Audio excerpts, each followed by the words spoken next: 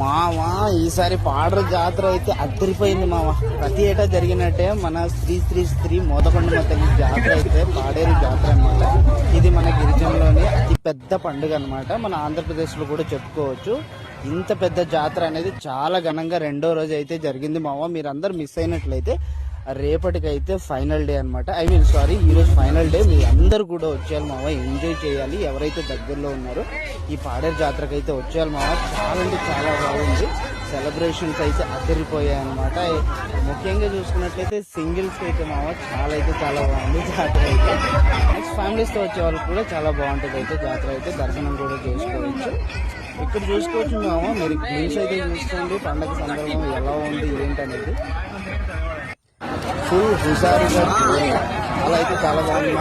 తప్పకుండా మిస్ అవ్వకుండా వచ్చేయండి. ఈరోజు అయితే ఫైనల్ డే, వచ్చేయండి 3వ